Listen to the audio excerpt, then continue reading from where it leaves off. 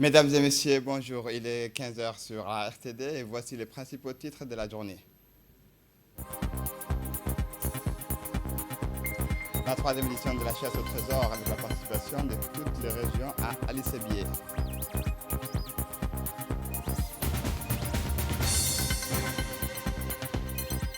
Arakchi rencontre le chef d'état-major de l'armée pakistanaise à Islamabad. Mesdames et messieurs, bonjour. Le président Guelleh reçoit les chaleureuses félicitations de son homologue camerounais. Le président de la République, son Excellence Ismaël Omar Guelleh, continue de recevoir les télégrammes de félicitations des chefs d'État et de gouvernement, lui souhaitant à l'issue de sa brillante réélection à la magistrature suprême de notre pays, succès et réussite, ainsi que davantage de bien-être, de progrès et de prospérité au peuple djiboutien.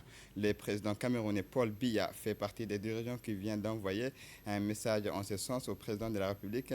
J'ai le plaisir de vous adresser mes vives et chaleureuses félicitations suite à votre réélection à la présidence de la République de Djibouti, a écrit le président Biya dans son télégramme. J'ai joint mes voeux de succès dans l'accomplissement de votre nouveau mandat. Dans le même document annoncé le président camerounais, formant l'espoir que les excellentes relations d'amitié et de coopération qui existent entre nos États et nos peuples puissent se consolider et se développer chaque jour. À noter également un message similaire en provenance du président d'Azerbaïdjan, M. Ilham Aliyev. Votre brillante victoire électorale a montré combien votre peuple est déterminé à poursuivre sa destinée collective sous votre leadership politique, a indiqué M. Aliyev dans le télégramme adressé à son homologue djiboutien. Nous nous réjouissons des liens privilégiés d'amitié et de coopération entre nos deux pays et nos deux peuples, et nos rangs de cesse devraient toujours en faveur de leur renforcement, a dans son message ajouté le président azerbaïdjanais. Concernant les infos nationales, le lancement de l'atelier de consultation des parties prenantes du Pacte national de l'énergie, le ministre de l'Énergie a officiellement lancé ce mercredi 23 avril 2026 l'atelier de consultation des parties prenantes consacré au Pacte national de l'énergie. Présidé par son Excellence Younis Ali Guedi, ministre de l'Énergie, cet atelier marque une étape clé dans l'élaboration d'une feuille de route stratégique visant à transformer durablement les secteurs énergétiques nationaux. Le Pacte national de l'énergie ambitionne notamment d'atteindre l'accès universel à l'électricité d'ici 2035, de porter à 100% de la part des énergies renouvelables dans le mix électrique d'ici 2030 et de réduire significativement les coûts de l'électricité pour les ménages et les entreprises. Cet atelier réunit les représentants du secteur public, du secteur privé et de la société civile, ainsi que les partenaires techniques et financiers dans une démarche inclusive et participative destinée à enrichir et finaliser ce document stratégique. À travers cette initiative, le gouvernement réaffirme son engagement en faveur d'un développement énergétique durable, inclusif et souverain au service de la croissance économique et du bien-être. Sur cela, nous écoutons le ministre de l'Énergie qui s'est exprimé. L'atelier que nous inaugurons aujourd'hui s'inscrit dans le cadre de la consultation autour du Pacte national de l'énergie en République Djibouti. Notre feuille de route stratégique pour transformer en profondeur le secteur de l'énergie et garantir à l'ensemble de nos concitoyens un accès à une énergie abordable, fiable et durable. Ce pacte n'est pas seulement un document de planification parmi d'autres. Il représente l'ambition du président de la République, Al-Hadi Ismaël Omar Guelleh, et son gouvernement pour faire de l'énergie le pilier central de la diversification économique, de l'inclusion sociale et de la souveraineté nationale de Djibouti. Il est pleinement aligné sur la vision Djibouti 2035, phare de la mer Rouge, sur notre plan national de développement durable 2025-2030, sur la politique nationale de l'énergie 2024-2040, sur notre contribution déterminée au niveau national et sur l'objectif du développement durable des ODD numéro 7. Mesdames et messieurs, permettez-moi d'être direct avec vous.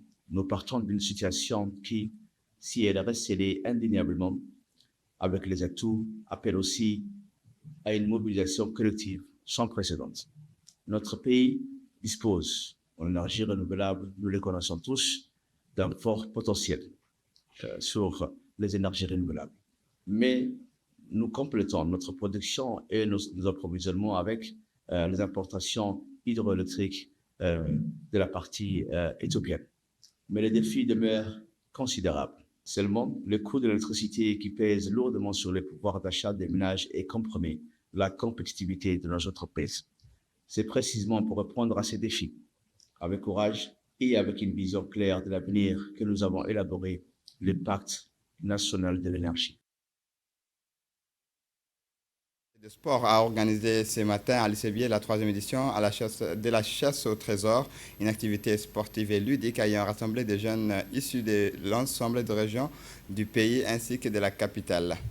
Les participants en provenance des régions du Nord et des Djibouti-Ville sont arrivés tôt dans la matinée par train, tandis que ceux de la région des Dikil ont effectué le déplacement par voie routière. Dès leur arrivée à la gare d'Ali-Sébié, les équipes ont été directement engagées dans les premières épreuves. Ces derniers, organisés sous les sites de la gare, comprenaient notamment des exercices de réflexion et d'orientation. La compétition s'est ensuite poursuivie au stade d'Arré, où les participants ont pris part à une série d'épreuves combinant d'activités physiques, jeux d'adresse et défis de coordination, mobilisant à la fois l'endurance et l'esprit d'équipe. La phase finale s'est déroulée sur les hauteurs de la ville, où les équipes ont été appelées à rechercher une clé dissimulée dans une fortification inspirée des lignes Maginot, située au sommet d'une colline. Cette dernière étape a permis de partager les équipes encore en lice. À l'issue de la compétition, l'équipe représentant la région d'Arta s'est imposée en retrouvant la clé du trésor, remportant ainsi la 3e édition. Il convient de noter que cette édition a enregistré la participation de jeunes issus de 5 régions du pays ainsi que de la capitale, marquant une évolution par rapport aux éditions précédentes qui concernaient un nombre plus limité de participants. La cérémonie de remise des récompenses s'est tenue à l'esplanade du préfecture d'Ali-Sébié en présence du secrétaire d'État chargé de sport, Hassan Mohamed Kamil, du préfet de la région Abdelmalik Mohamed Benoïta, du président du conseil régional Charmaki Hassan Allaleh, ainsi que plusieurs responsables locaux. L'équipe vainqueur a reçu un chèque d'un montant de 100 000 francs. Par ailleurs, l'ensemble des participants a bénéficié de l'eau. Au regard du déroulement de cette édition, les organisateurs envisagent la tenue d'une 4e édition.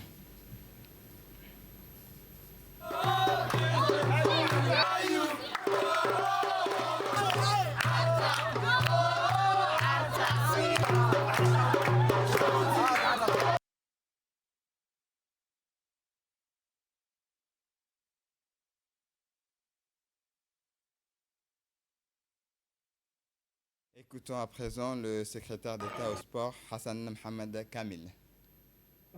Cette activité aujourd'hui s'inscrit dans le cadre de la fraternité, de la paix et surtout de la rencontre entre les régions.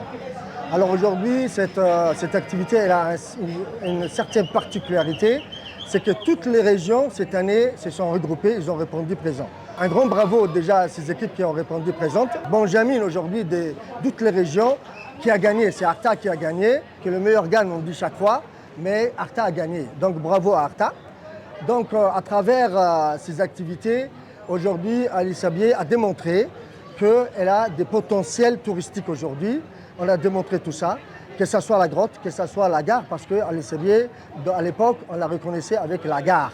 Donc, alhamdoulilah, aujourd'hui, Ali-Sébié s'est réveillé avec beaucoup de jeunes qui sont venus de toutes les régions. Ils l'ont accompagné.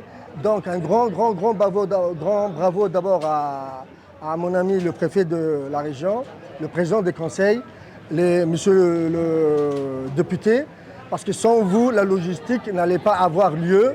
Déjà, un grand merci pour ça. Et surtout pour tous les jeunes qui se sont mobilisés aujourd'hui dans cette activité. Je leur dis bravo et merci bien. Je ne vais sûrement pas oublier parce que les forces de l'ordre, sans eux, cette activité n'aura pas lieu. Je parle de la police, je parle de la gendarmerie et de l'armée aussi parce qu'ils nous ont aidés en termes de logistique. Merci à tout le monde. Nous allons poursuivre avec les réactions des participants toujours à Ali-Sébié. 3e édition de chasse au trésor cette année à Ali-Sébié. Les jeunes issus des 5 régions sont là avec nous, ils sont montés dans le train. On se prépare avec nos challengers à se diriger vers Ali Sabié. Cette troisième édition, c'est une édition exceptionnelle. Aujourd'hui, les jeunes et toute la délégation va emprunter le train depuis la gare de Djibouti jusqu'à Ali Sabié. Le secrétariat d'État chargé au sport remercie tous les partenaires qui ont participé à cette chasse au trésor. Troisième édition, nous l'avons planifiée à Ali Sabié. Ici, nous sommes avec une délégation de 180 personnes, dont la plupart n'ont jamais pris le train. C'est une découverte pour eux. Et l'objectif même de la chasse au trésor, c'est de découvrir le pays, c'est de découvrir les potentialités de notre pays, à commencer par les trains. Une fois arrivé à la... Nous espérons, Inch'Allah, que cette troisième édition se déroule dans les meilleures conditions et que les meilleurs gagnent. Les jeunes d'Ali Sabié, de Dikil, de Tadjoura, d'Obok et d'Arta, ainsi que des jeunes sélectionnés à partir de la commune de Balbala, Boulaous et Razdika vont prendre part à cette troisième édition. En dehors de l'aspect compétition, les jeunes vont découvrir la spécificité, la nature et le paysage de la région d'Ali Sabié. Beaucoup de jeunes n'ont jamais vu Ali Sabié, pour eux c'est une expérience. Et Inch'Allah, nous comptons chaque année planifier et organiser cette chasse au trésor dans une des régions et nous allons toujours continuer dans ce sens jusqu'à aller les localités les plus éloignées de notre pays. Donc nous travaillons en étroite collaboration également avec le ministère du Tourisme pour que la promotion et le développement du tourisme à travers les jeunes djiboutiens puisse être au cœur de notre politique publique. Et je remercie la direction du train, je remercie également la presse audiovisuelle de nous avoir accompagnés ce matin et Inch'Allah. Le secrétaire général du ministère de l'Éducation et de la formation professionnelle, Mohamed Abdallah Mahyoub, a reçu une troupe artistique de l'université normale de Sichuan en visite en Afrique pour la première fois. Le haut responsable a souhaité le bienvenu à cette délégation composée d'artistes et de danseurs de tout poil. L'occasion pour lui de remercier les visiteurs des marques pour avoir choisi Djibouti comme l'une des premières destinations de leur tournée en Afrique. Il a rappelé les relations historiques qui unissent les deux pays et surtout les liens étroits de coopération entre le ministère djiboutien et chinois de l'éducation. En réponse, le chef de la délégation chinoise se dit heureux de découvrir les charmes de Djibouti et de partager la culture et les arts chinois. Il a rappelé que cette tournée artistique intitulée Charmes et culture de Sichuan est organisée par le Centre de coopération et d'échange linguistique du ministère de l'Éducation de Chine et mise en œuvre par l'Université normale de Sichuan avec le soutien de l'ambassade de Chine à Djibouti. Il a précisé que cette tournée s'inscrivait dans le cadre des activités culturelles de la journée internationale de la langue chinoise 2026. Elle marque l'année des échanges culturels et humains Chine-Afrique avec le choix de l'Afrique comme destination d'une tournée qui intervient à un moment particulièrement opportun. À l'issue des présentations et des mots de bienvenue, le secrétaire général du MENFOP et le chef de la délégation chinoise ont échangé de précieux cadeaux et ont pris à des photos ensemble. Écoutons à présent les réactions du secrétaire général du MENFOP, Mohamed Abdallah Mahyoub. Votre présence à Djibouti est une occasion pour nous de pouvoir donner une dimension importante à cette célébration de la langue chinoise. Nous sommes toujours impressionnés par les qualités artistiques de la Chine. On l'a vu à maintes reprises au niveau international, dans les cadres des Jeux Olympiques, etc. Donc vous avez des talents extraordinaires qui vont peut-être aussi inspirer nos jeunes Djiboutiens. Nous sommes très impatients de pouvoir assister à tous vos spectacles. Et le ministère a pris toutes les mesures nécessaires pour pouvoir faire bénéficier au maximum des Djiboutiens de vos merveilleux spectacles. Merci à l'ambassade de Chine à Djibouti qui a organisé ce déplacement. Nous remercions également la République populaire de Chine pour son appui très constant au ministère de l'Éducation et à Djibouti. Et je voudrais aussi remercier l'Institut Confucius à Djibouti, avec Madame la directrice et Monsieur le directeur, qui depuis quelques années œuvrent pour la promotion de la langue chinoise à Djibouti. La sous-direction régionale du secrétariat d'État au sport d'État-Joura a organisé une séance de démonstration des Van Vo Dao Présenté conjointement par le club de Djibouti et celui de Tajoura, cet événement s'inscrit dans la dynamique des promotions des arts martiaux initiées par le secrétariat d'État chargé de sport. Le club de Tajoura, particulièrement actif, se mobilise 3 fois par semaine au sein des complexes sportifs afin de permettre à ces jeunes de maîtriser les techniques des Van Vo Dao. Pour renforcer l'encadrement, des instructeurs qualifiés effectuent régulièrement les déplacements depuis la ville de Djibouti afin de dispenser des cours de haut niveau. Cet événement a été honoré par la présence des personnalités des marques, M. Ali Mohamed Gadile, le président de l'annexe du RPP, le chef de quartier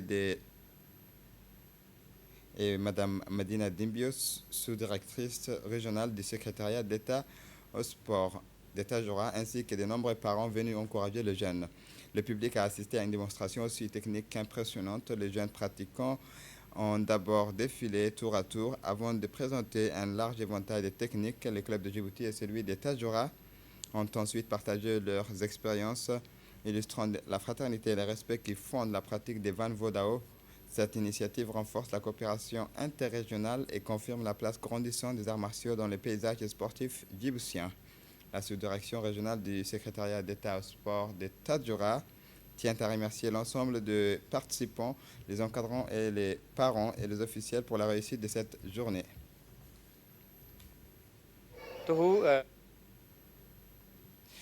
La division des douanes de la région de Tajoura, en collaboration avec les forces de police, a procédé à la saisie d'une importante quantité de hashish dans la sous-préfecture de Dora, précisément à Balho. À la suite de cette opération, les autorités ont immédiatement procédé à la destruction de cette marchandise illicite. Le directeur général des douanes, Gouled Ahmed Youssouf, a salué la mobilisation et l'efficacité des forces nationales de la région de Tajoura ainsi que l'engagement des agents des douanes locales dans la lutte contre le trafic de stupéfiants. Et concernant les informations régionales, Abiy Ahmed réaffirme l'engagement du pays à soutenir l'Afrique dans l'intelligence artificielle et la santé numérique. Le Premier ministre éthiopien Abiy Ahmed a réaffirmé l'engagement de son pays à mettre son expertise en intelligence artificielle au service du continent africain, tout en appelant à un renforcement de la coopération régionale face à face de l'évolution rapide des technologies.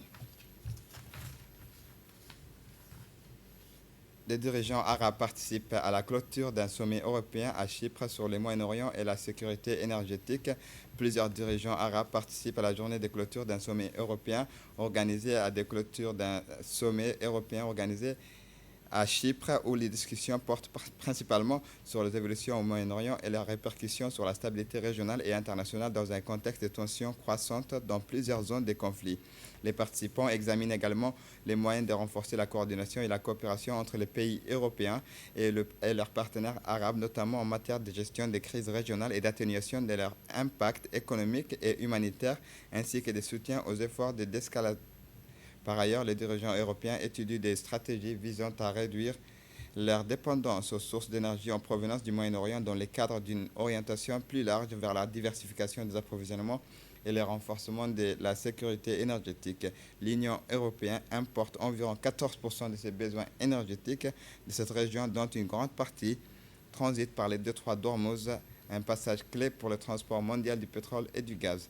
Cette démarche reflète une préoccupation croissante face aux risques géopolitiques susceptibles de perturber le flux énergétique, incitant l'Europe à accélérer ses plans vers des alternatives plus stables, notamment les énergies renouvelables et de nouveaux partenariats avec d'autres fournisseurs.